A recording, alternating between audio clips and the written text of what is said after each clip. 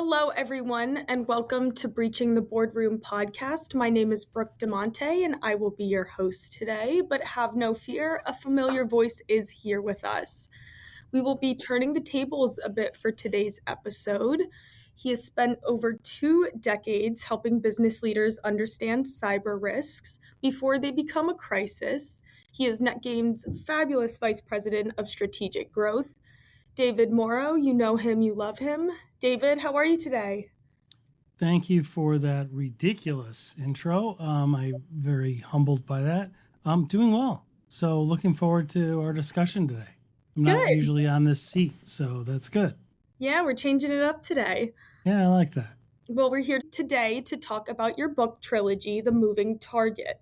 The series explores online camouflage and the art of staying one step ahead of people trying to exploit you. Why write a book, more or less 3 of them? Good point. So it's about the cost of being visible online that every one of us experiences and we have over time. And so over the last several decades and in the last 5-6 years, we've conducted over 400 investigative journalist projects and interviews with cyber leaders, criminal hackers, business leaders, and we wanted to tie it all together and put it into a framework or a medium that everybody can relate to and everybody can kind of make it their own.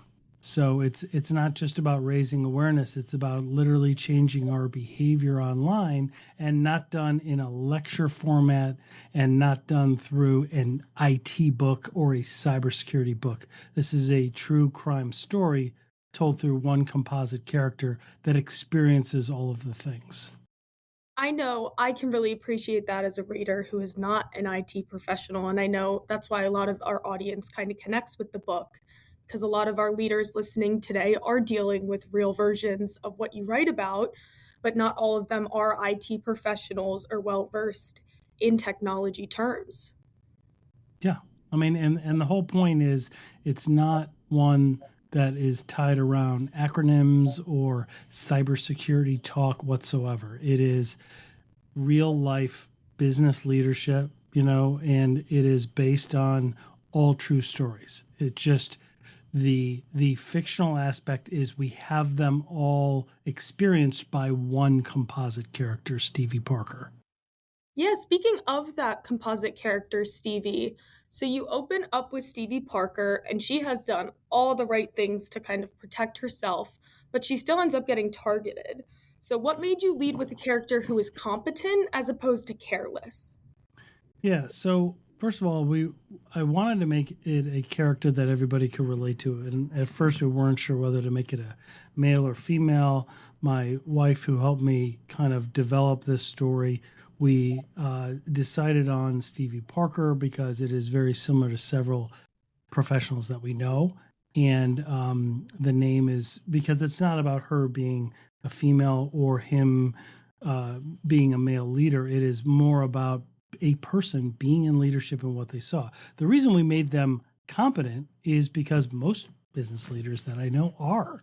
They're, a careless victim kind of lets the audience off the hook, right? Everybody thinks that they're smarter than a victim, right? Oh, I wouldn't have done that dumb thing or whatever. But the truth is in real cybercrime cases, the people involved are very bright. They were just distracted or busy. And so she makes defensible decisions on busy days, right? And I find that in order to drive behavior, we have to drive the emotional component of what happens to us during these crises. And the shame lands harder on competent people because that's actually who it's happening to, right? And the point is, if she got hit, so can we. Yeah. I think the other side of the scale we see is people who assume that they're not interesting enough to target. So we have the competent side that are preparing and all that. Then we have the other side that just assume they don't need to be careful. They don't need to be worried about this. What would you say to business owners who genuinely believe this? Well, most business owners I meet are very bright, very good at what they do. They don't necessarily understand cybercrime. Hollywood and the media has created the version of a hacker. When we say hacker, what do we all picture? We picture a kid in a hoodie living in his mom's basement, In the basement, yep. eating Hot Pockets, cracking code, extremely technically, proficient. And while they do exist, don't get me wrong, they do exist. They are roughly, based on stats, roughly less than 4% of cyber criminals. Wow. And cybercrime is a big business. It is organized, right? So I think the point of that is that you're not necessarily being targeted. Your inventory, the weakness in your security posture is what's being targeted at scale.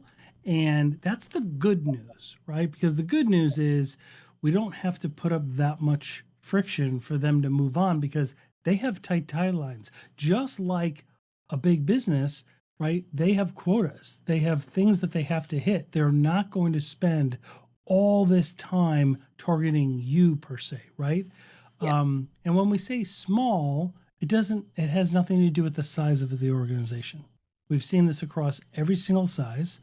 The reason those smaller organizations that get hit, and more than half of all organizations are the ones that are really small. They're just not in the news because they're not household names, right? When Uber gets hit or Target gets hit, it makes news because we all know the brand.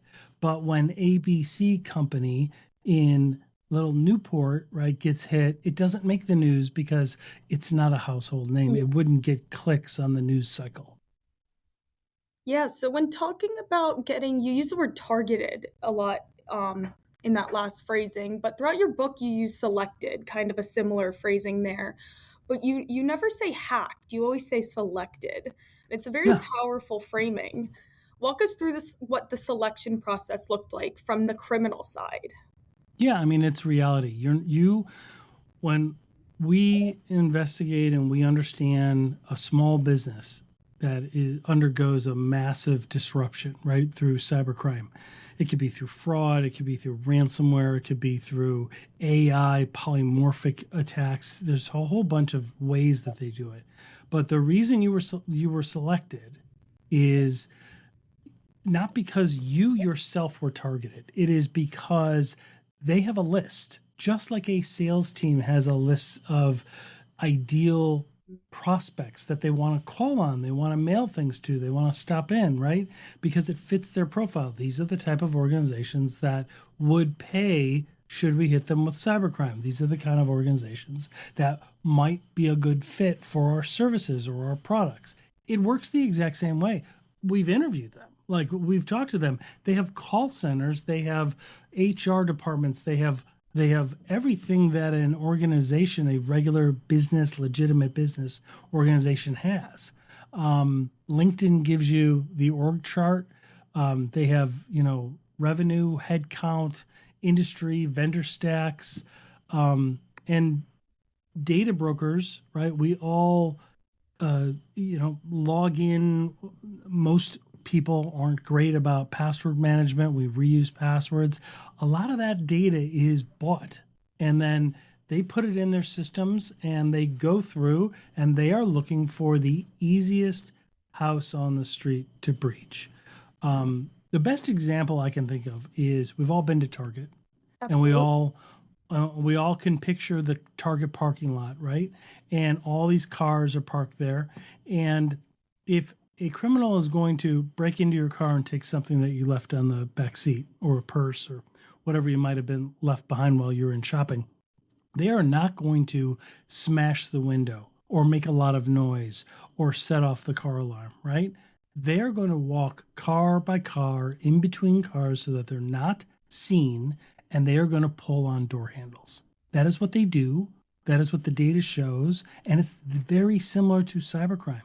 They are looking for people that have been busy and distracted and could be very well educated, could be very professional, very good at their job, but they left the door open. Yeah. And that is, understanding that leads to very simple behavior that we can all learn, and that is to pause and to be a little bit more vigilant, and all those things that are in the to-do part of this book series.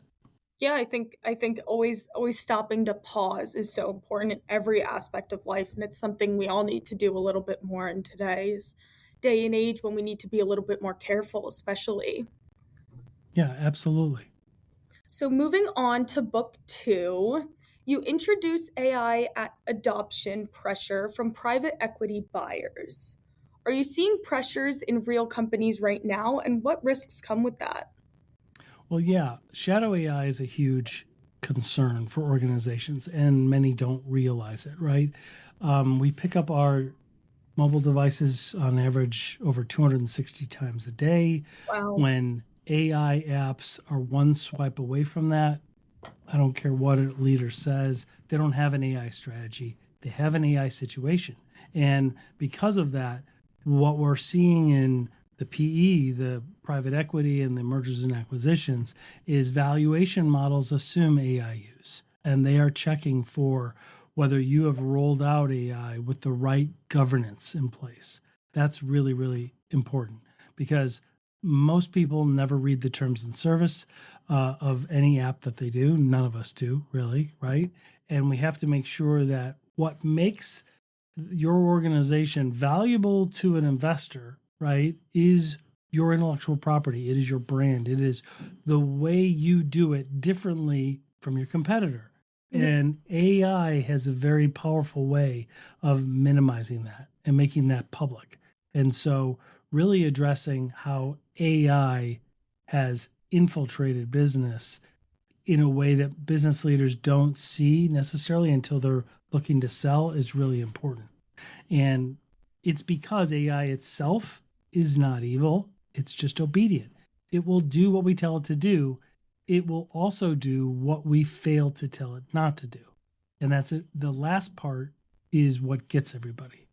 And so we walk Stevie Parker through real life scenarios involving AI and how they build up AI, they roll it out wrong, and then they roll it out well. And then they observe competitors roll it out wrong, and then they make tweaks to it. Yeah, and I think that's It's all based on real clients that yeah. we work with and see, right? It just happens to Stevie Parker. And I think that's what's important to realize is Stevie Parker's world is our world. Yeah, It's not any different. It's not some false reality. AI is here. AI is real. It is a part of our lives and it's not going anywhere anytime soon. So, we no, need not at to we all. need to adopt our businesses to be able to handle it and keep our privacy there at the same time. Absolutely. So, speaking of phones always being right at our fingertips, you describe the criminals as knowing exactly who Stevie Parker is. They know who her daughter is, what bank she uses. How much profiling happens before first contact is ever made? That's a good question. Way more than people realize. So, way more than I realized until I started interviewing all of these people and learning about this. And AI, it was good before. So, don't get me wrong, it was very good. The amount of dossiers that they have on every American adult is remarkable. But AI has been able to triangulate that and look at all the telemetry and put it all in dashboards that are all for sale on the dark web, like it's an Amazon store, right? You can literally get anything about everybody. And I mean everything from medical history to purchasing habits to what technology they use to how they scroll to what type of things they look for, what their future plan is, because you can see from their searches. There's a lot of data. Think of it in the legitimate sense. A small mid-sized business has a sales team and they have a CRM and they are using systems, where they are looking like Zoom Info or Cognism or applications like that. What are they giving us? They're giving us business intelligence about the prospects that we're looking for, what type of technology they're using, who's in leadership, what their org chart is. They have the exact same thing for us, except they're not trying to sell them services or products. They are trying to harm us or to get inside the organization. And I And think because of AI, it just speeds up that process. And I think that's what's so frightening for users is everything is out there for these hackers to go get and to purchase. All the information is there. They do know everything about us, and all that occurring before they ever even make contact with us. We never even know that they're kind of hacking our circle. They're inside there. Well, yeah, and all of these stories run together because they're all real. They're all based on what actually has happened in the last year or two. When Stevie Parker gets hit, like a call that's made, an email that's sent, it references things that only somebody inside her circle would know, right? And that gets to the belief that's why we made her competent, because the people that we meet and are engaged in that get breached are very competent. They are just busy, right? And they think like all of us do, right? Well, they must know me if they know my wife shops here and did this, right? Something personal, or my child did this, right? They must be legitimate because they're doing the segments and the data points of legitimacy, except that all of that is purchased. All of that can be purchased outside. All of that can be compiled through just a little bit of investigation.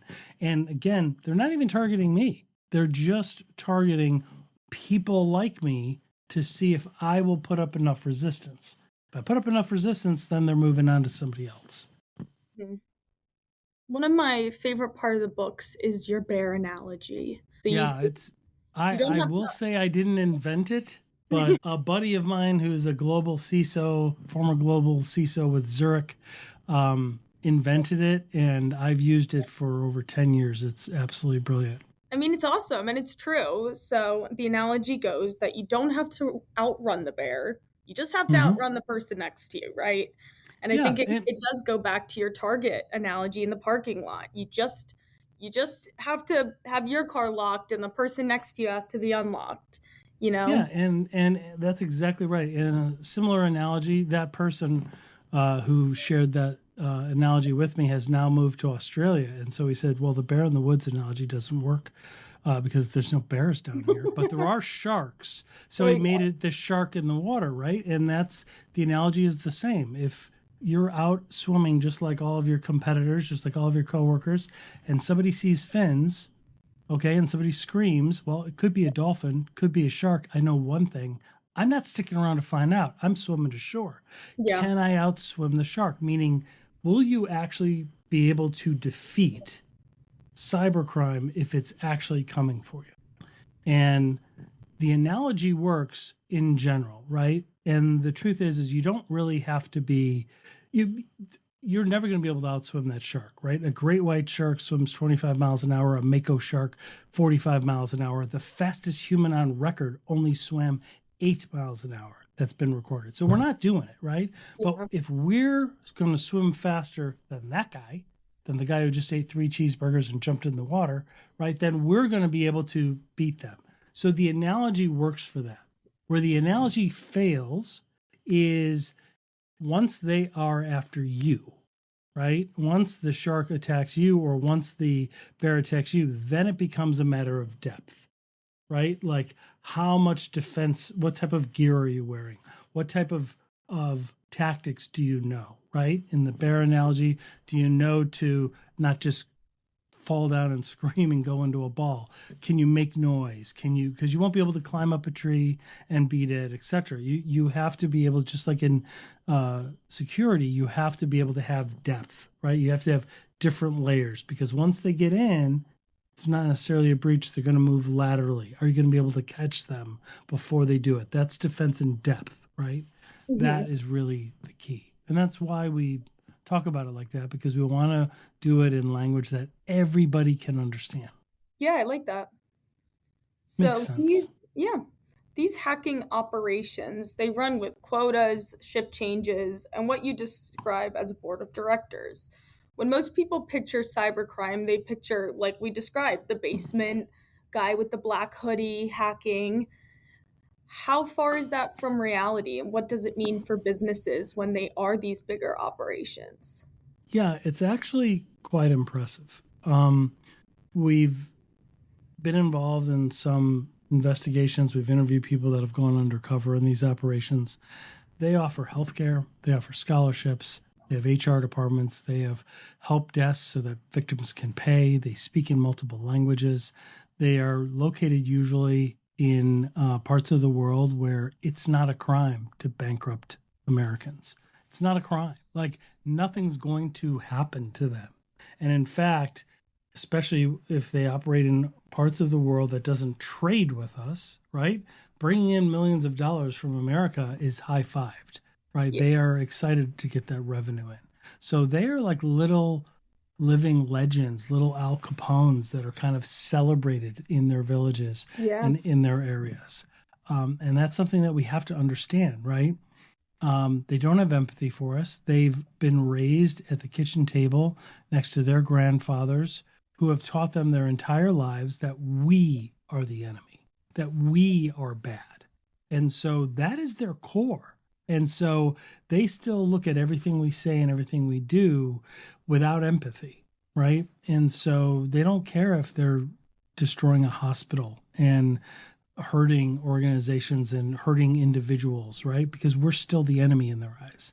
And so we have to realize that when we get online, we're not in Kansas anymore. We are literally in their world. And so that's where we have to put up enough defense so that the vast amount of cybercrime won't get us. They're going to go to the groups that are still using password for their password and not doing anything. So we don't have to build Fort Knox, but we do have to do enough, right? And then should we be targeted and should you have real value in your organization, you do need defense in depth so that should they get in and should it happen, it can be stopped. I think that makes total sense. Yeah. Yeah, it's not the end of the world. I mean, the crimes and the elements that they get in, the way they get in more than any way is social engineering. Social engineering is a fancy, cybersecurity has fancy phrases. We talk about exfiltration of data. That means steal. That means I took your stuff, right? Social engineering is I tricked you, right? Yeah. Like it's I lied. Like that's it. That is what it is. And so we use industry terms because it's expensive to do this and people want to feel like they have industry terms, but the type of crimes and the type of tactics have been around for thousands of years. This is crime. And that's why the book series is a crime series, right? It's not an IT book. It's not a cybersecurity book. It could have been written 100 years ago. The story would have changed, but the crimes wouldn't have. And that's the important thing. And that distinction feels very intentional. Throughout the whole book it is made for the average Joe. It's not made for the CEO of the tech firm who's got 500 people as an IT team. I read the book and I was able to get by just fine. Yeah. Well, and that's the whole point. And I'm glad to hear that because that is the whole point. You don't need to know anything about IT or cybersecurity to learn from the book and to be entertained. Like that's the whole point. And I just think if we entertain people, then like that's how I like learning, right? Yeah. Like I want to learn where I'm learning it and it doesn't feel like school. Like it doesn't feel like a lecture. I want to be entertained. And then all of a sudden you're like, oh yeah, because why is that? Because the odds of me changing my behavior are better if I'm voluntarily doing it and not being told to do it. You tell me to do something, I'm not going to do it. If you convince me it's good for me, then I'm going to do it, right? Well, it makes it easier to implement when it's said in layman's terms. When it's easy to understand, it's easy to do. There's no second guessing it. You just do it. You just stop making your password. It's not. It's second nature to not use. And you don't do it because all the time. And you don't do it because the IT guy who gave you that security awareness training in a monotone voice with his 80 slides told you to do it. No one's going to do it. That's why it still happens, right? Yeah. That's not effective. But if you realize what happens to humans at the epicenter of it, right? Because when you hear about a data breach in the news, right? They talk about the company. They talk about the brand name because that's clickable. That is something we want to see about, right? Oh, Target got hit, or oh, this big company got it, Ernst & Young got hit, whatever. But it's the human at the epicenter, right? Yeah. It's the person who clicked, who loses their 401k, who might lose their job, who may have to now have years of identity theft and tax problems. all of that is real. All of that, we've literally talked to hundreds of them.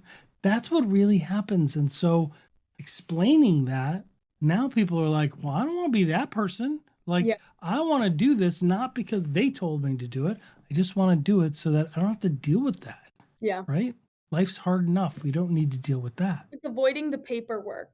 Yeah, exactly. It's like a good cop show when like there's the big crash and they're like, you know how much paperwork I have to Yeah, do now? exactly. Right? Like that's what they don't want, right? Just avoid the crash. All right. That's Well, good. David, where does Stevie's story go from here? And what are you hoping readers take from the trilogy as a whole? Yeah, good point. Who knows? I'm gonna have like 50 books. No, I'm kidding. It ends in a trilogy. The book 3 comes out September 22nd. She learns to disappear online, becomes a ghost. Not totally disappear, but making it very, very difficult to be found so easily through these systems. And in the book, we actually show you, we give you a little checklist on there. So in case somebody wants to do it, it's pretty easy, right? It just takes, and you don't do it all at once. You just do a little bit every week, 5-10 minutes every week. And all of a sudden over time, you don't have so many spam calls and so many, spam emails, and you don't get so many attempts on LinkedIn to get you to click a link and all this stuff, right? It just makes your life better. What we did is in the story, she built a sealed AI, like a private AI that competitors or threat actors can't poison. She saw a competitor get poisoned. That's all based on a true story. And then the last 3 lines really kind of say it all. And that is, this never was about cybersecurity. It was about the cost of being visible online. And you don't need to have a YouTube channel or to have a podcast to realize we're all visible online. Mm-hmm. And so there's a reason to just reduce the risk, put up a little resistance for yourself, protect yourself first, and then your family. Like that's what people really care about. Do that for those reasons, period. Your employers will always benefit. But if you do that for those reasons, then everybody wins.